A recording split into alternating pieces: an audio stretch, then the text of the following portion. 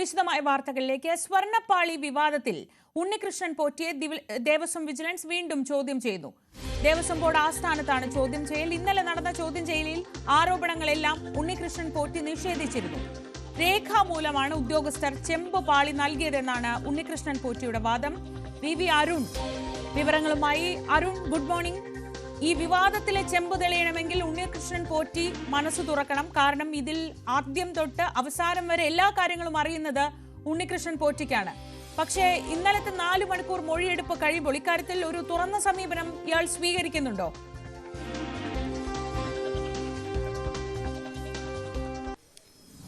തീർച്ചയായും രണ്ടാം ദിവസവും ഉണ്ണികൃഷ്ണനെ ദേവസ്വം വിജിലൻസ് ചോദ്യം ചെയ്യുകയാണ്. ഇന്ന് പ്രധാനമായും ഇയാളുടെ സാമ്പത്തിക വരവിനെ കുറിച്ച് അല്ലെങ്കിൽ ഇയാളുടെ സമ്പത്തിന്റെ സ്രോതസ്സിനെ കുറിച്ചാണ് അന്വേഷിക്കുക. ഇയാൾക്ക് വലിയ സമ്പാദ്യമുണ്ട്. പല റിയൽ എസ്റ്റേറ്റ് ഡീലുകളും ഇയാൾ നടത്തിയിരുന്നു. ഇയാൾ ഇന്നലെ വിജിലൻസ് നൽകിയ മൊഴിയിൽ പറയുന്നത് ഒരു സാമ്പത്തിക ലാഭവും ഈ ശബരിമലയിലെ സ്വർണ്ണപ്പാളിയുമായി ഉപയോഗപ്പെടുത്താൻ ഉണ്ടായിട്ടില്ല. ശബരിമലയുമായി ബന്ധപ്പെടുത്തി അങ്ങനെ ഒരു സാമ്പത്തിക ലാഭവും താൻ ഉണ്ടാക്കിയിട്ടില്ല എന്നൊരു വാദമാണ് ഇന്നലെ വിജിലൻസ് മുമ്പാകെ ഇയാൾ വച്ചത്. പക്ഷേ ഇയാളുടെ സ്വത്ത് രേഖകൾ, ഇയാളുടെ ബാങ്ക് സ്റ്റേറ്റ്മെന്റുകൾ, അതുപോലെ തന്നെ ഇയാളുടെ ഇൻകം ടാക്സ് രേഖകൾ, ഈ ഉണ്ണികൃഷ്ണൻ പോറ്റിയുടെ സാമ്പത്തിക സ്രോതസ് അന്വേഷിക്കണമെന്ന് ആദ്യം ആവശ്യപ്പെട്ടത് ഹൈക്കോടതിയാണ്. ഹൈക്കോടതിയിൽ ഇതുമായി ബന്ധപ്പെട്ട സ്വർണ്ണപ്പാളി ക്ഷേത്രത്തിൽ നിന്ന് കൊണ്ടുപോയതുമായി ബന്ധപ്പെട്ട കേസ് പരിഗണിക്കുമ്പോൾ ആദ്യം ഹൈക്കോടതി തന്നെയാണ് സ്പോൺസറുടെ സാമ്പത്തിക സ്രോതസ് കൂടി അന്വേഷിക്കണമെന്ന ഒരു ആവശ്യം മുന്നോട്ട് വച്ചത്. അതിന്റെ അടിസ്ഥാനത്തിലാണ് ഇയാളുടെ ഇൻകം ടാക്സ് സ്റ്റേറ്റ്മെന്റും മറ്റും കോടതിയിൽ ഹാജരാക്കിയത്. ഏതായാലും ഇയാളുടെ സാമ്പത്തിക സ്രോതസ്സിന്റെ കാര്യത്തിൽ, ഇയാളുടെ വരുമാന മാർഗങ്ങളുടെ കാര്യത്തിൽ, ഇയാളുടെ ഡീലിംഗുകളുടെ കാര്യത്തിൽ വിജിലൻസിനും സംശയമുണ്ട്. ആ കാര്യങ്ങളിലാണ് പ്രധാനമായും ഇന്ന് ഇയാളെ ചോദ്യം ചെയ്യുന്നത്. തിരുവനന്തപുരത്ത് പലതരത്തിലുള്ള റിയൽ എസ്റ്റേറ്റ് ഇടപാടുകൾ ഇയാൾ നടത്തിയതായി സൂചനയുണ്ട്. മണ്ണന്തല പോലീസ് സ്റ്റേഷൻ പരിധിയിൽ ഇയാൾ വാടകയ്ക്ക് കൊടുത്തത് വീടുമായി ബന്ധപ്പെട്ട ചില വിവരങ്ങളുമൊക്കെ പുറത്തു വന്നിരുന്നു. അവിടെ ഒരു കാർ കത്തിയ സംഭവവും മറ്റുമുണ്ട്. അതിനു പിന്നിൽ ദുരൂഹതകൾ നേരത്തെ ആരോപിക്കപ്പെട്ടിരുന്നു. അത്തരം കാര്യങ്ങളും വിശദാംശങ്ങളും വിജിലൻസിന് ലഭിച്ചിട്ടുണ്ട്. ആ കാര്യങ്ങളിലും പരിശോധനയുണ്ടാകും. ഉണ്ണികൃഷ്ണൻ പോറ്റിയുടെ സാമ്പത്തിക സ്രോതസ് തന്നെയാണ് പ്രധാനമായും ഇന്ന് അതിൽ വ്യക്തത തേടിയാണ് പ്രധാനമായും ഇന്ന് ഇയാളെ ദേവസ്വം വിജിലൻസ് ഈ ദേവസ്വം ബോർഡ് ആസ്ഥാനത്ത് ചോദ്യം ചെയ്യുന്നത്.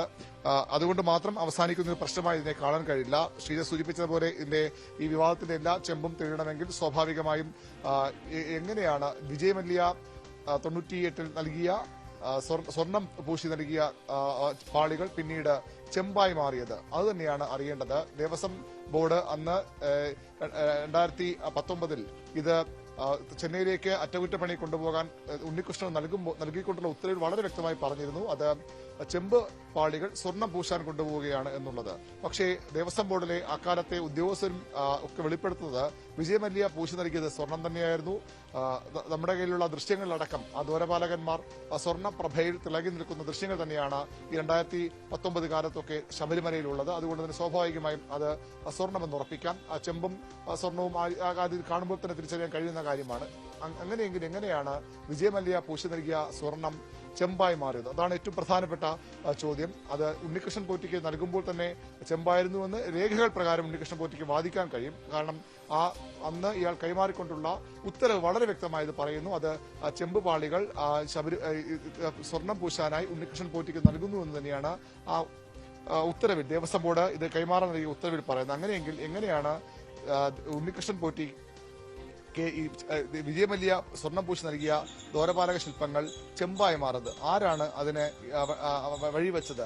ആരാണ് അവിടെ ഇടപെടൽ നടത്തിയെന്ന കാര്യമാണ് ഇനി ഏതായാലും അറിയേണ്ടത്. വളരെ കൃത്യമായി തന്നെ അത്തരം കാര്യങ്ങളിലേക്ക് കൂടി അന്വേഷണം പോകേണ്ടതുണ്ട്. അത് വിജയ് മല്യ നൽകിയത് ചെമ്പ് മാത്രമായിരുന്നു, അല്ലെങ്കിൽ സ്വർണമായിരുന്നെങ്കിൽ സ്വർണം എങ്ങനെ ചെമ്പായി മാറിയെന്ന വളരെ വിലപ്പെട്ട ചോദ്യത്തിലാണ്. അന്ന് ഈ സ്വർണം പൊതിയലിന് നേതൃത്വം നൽകിയ സെന്തിൽനാഥൻ നമ്മളോട് വളരെ വിശദമായി സംസാരിക്കുന്നുണ്ട്.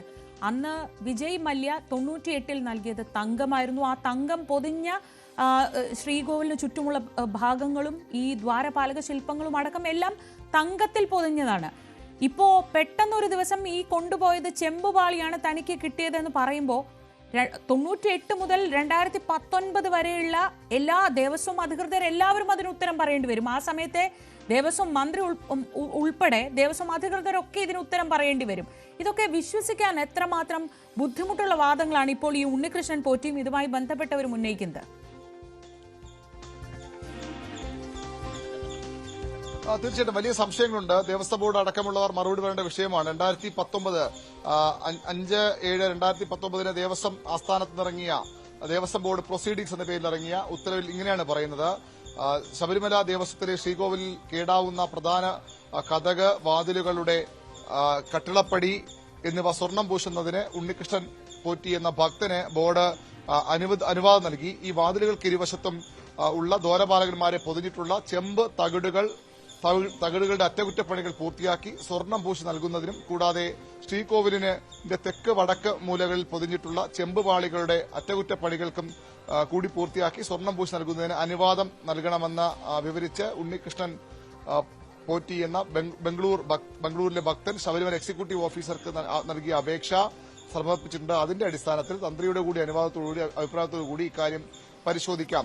ഇത് ചെമ്പുപാളികളും മറ്റും സ്വർണം പൂശാൻ കൈമാറാം എന്ന് പറഞ്ഞുകൊണ്ടാണ് അന്നത്തെ ദേവസ്വം ബോർഡ് സെക്രട്ടറിയുടെ പേരിൽ ഉത്തരവ് ഇറങ്ങിയിരിക്കുന്നത്. അതായത് ഉണ്ണികൃഷ്ണൻ പോറ്റി പറയുന്നത് തനിക്ക് ലഭിച്ചത് ചെമ്പെന്ന് പറയുന്നത് ഈ ഒരു ഉത്തരവിന്റെ കൂടി അടിസ്ഥാനത്തിലാണ്. ആ ഉത്തരവ് വളരെ വ്യക്തമായി തന്നെ പറയുന്നു ചെമ്പ് പാളികൾ തന്നെയാണ് ഉണ്ണികൃഷ്ണൻ പോറ്റി കൈമാറിയത്.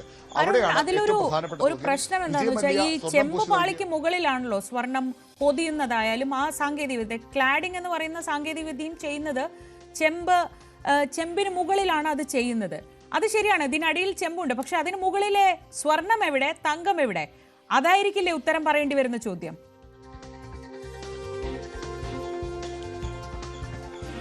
തീർച്ചയായിട്ടും അത് തന്നെയാണ് ഉത്തരം പറയേണ്ട കാര്യം. ഏറ്റവും പ്രധാനപ്പെട്ട ചോദ്യം അതുതന്നെയാണ്.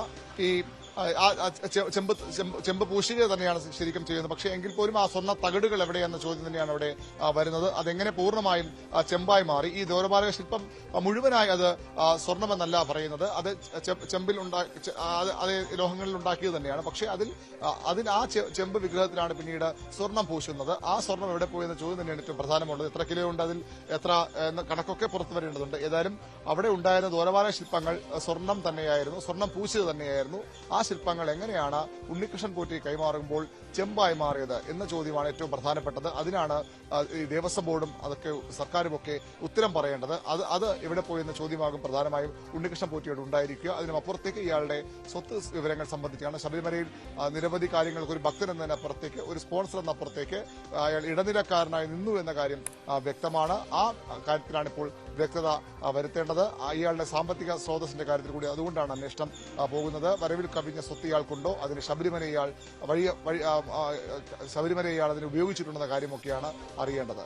ശരി, ശബരിമല ശ്രീകോവിലിന് 1998 UB ഗ്രൂപ്പിന്റെ ചെയർമാനായിരുന്ന വിജയ് മല്യ, നമുക്കൊക്കെ അദ്ദേഹത്തെ ബിസിനസ് ടൈക്കൂൺ എന്ന നിലയ്ക്ക് അറിയാം. അന്ന് വിജയ് മല്യയുടെ സ്പോൺസർഷിപ്പായി 1998 ശബരിമലയുടെ ശ്രീകോവിലും ഈ ദ്വാരപാലക ശില്പങ്ങളും ഭണ്ഡാരവും ഒക്കെ ഉൾപ്പെടെയുള്ള നമ്മൾ ഇന്ന് കാണുന്ന സ്വർണ്ണ നിറത്തിൽ കാണുന്ന ഭാഗങ്ങളൊക്കെ സ്വർണം പൊതിയുന്നത്.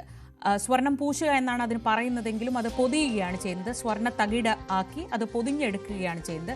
അന്ന് 31.25 കിലോഗ്രാം സ്വർണം ഉപയോഗിച്ചാണ് അത് പൊതിഞ്ഞത്.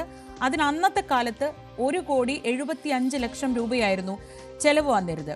പിന്നീട് ഇത് 2019 എത്തുമ്പോഴാണ് ഇതിൽ ചില പ്രശ്നങ്ങൾ വന്നിട്ടുണ്ട്, തേയ്മാനം സംഭവിച്ചിട്ടുണ്ട് എന്നൊക്കെ പറഞ്ഞുകൊണ്ട് ഇത് അറ്റകുറ്റപ്പണികൾ നടത്തേണ്ടി വരുമെന്ന് പറയുന്നതും അതിന്മേലുള്ള ഉത്തരവാണ് ഈ ചെമ്പുപാളി എന്നൊരു വാക്ക് ചേർത്തുകൊണ്ട് ആ ചെമ്പുപാളിയാണ് തനിക്ക് ലഭിച്ചത് എന്ന് ഉണ്ണികൃഷ്ണൻ പോറ്റിക്ക് പറയാൻ കഴിയുന്ന വിധത്തിൽ ഒരു ഉത്തരവ് സർക്കാരിന്റെ ഭാഗത്തു നിന്ന്, ദേവസ്വം ബോർഡിന്റെ ഭാഗത്തു നിന്ന് ഉണ്ണികൃഷ്ണൻ പോറ്റിക്ക് കിട്ടുന്നത്. ആ ഉത്തരവിന്മേലാണ് ഇപ്പോൾ അദ്ദേഹം പറയുന്നത് തനിക്ക് കിട്ടിയത് ചെമ്പുപാളിയാണെന്ന്. അങ്ങനെയാണെങ്കിൽ അന്ന് ഈ പൊതിഞ്ഞ സ്വർണം അത് തനി തങ്കത്തിലാണ് പൊതിഞ്ഞത് എന്നാണ് മനസ്സിലാക്കുന്നത്. ആ തങ്കത്തിന്റെ പാളി എവിടെ എന്നതാണ് ഏറ്റവും പ്രധാനപ്പെട്ട ചോദ്യം. ഇതിന് ഉത്തരം പറയാൻ കഴിയുന്ന ഒരാളുണ്ട്, അത് സെന്തിൽനാഥൻ എന്ന ഒരു വ്യക്തിയാണ്. അദ്ദേഹം ഈ സ്വർണം പൊതിയലിലെ വിദഗ്ധനായിട്ടുള്ള ഒരാളാണ്. ശബരിമലയിലെ ദ്വാരപാലക ശില്പങ്ങളുടെയും സ്വർണ്ണപ്പാളികളുടെയും പീഠങ്ങളുടെയും തിരുമറിയിലൂടെ കാണാതായിരിക്കുന്നത് 5 കിലോയ്ക്കടുത്ത് സ്വർണമാണെന്ന് ഈ സെന്തിൽനാഥൻ പറയുന്നു. അതായത് 5 കിലോ സ്വർണം എന്ന് പറയുമ്പോൾ ഏതാണ്ട് 600 പവനോളം. ഒരു സെറ്റ് സ്വർണ്ണപ്പാളികൾ എവിടെയെന്ന് കണ്ടെത്തണമെന്ന് കോടതി ആവശ്യപ്പെട്ടതും ഇത് മനസ്സിലാക്കിക്കൊണ്ടാണെന്ന് സെന്തിൽനാഥൻ